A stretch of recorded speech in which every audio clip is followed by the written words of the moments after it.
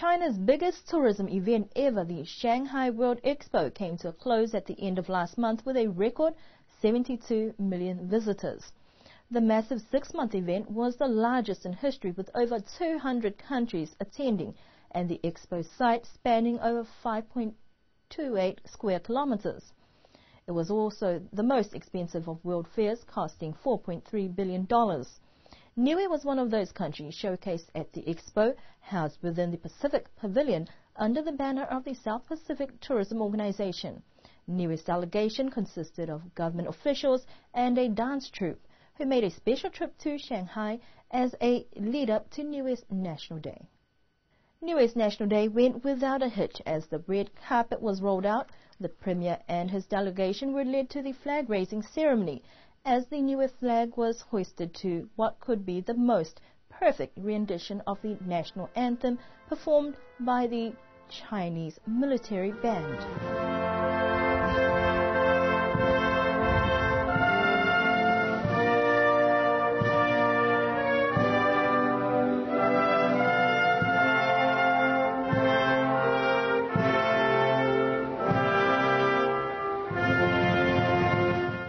This was followed by some light informal banter between the Premier and the Vice Mayor of Shanghai before heading into the official address as both countries delivered speeches on China's relationship with Niue.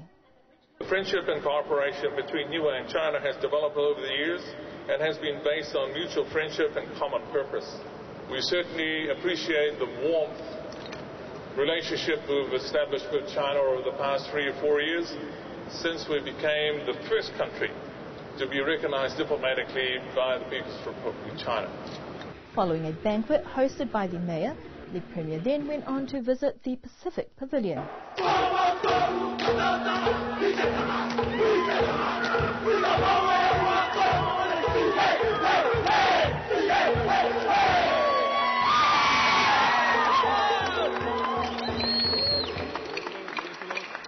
But the day was not over yet as the dance troupe prepared their final performance, this time in front of the leader of their country, which was a humbling experience.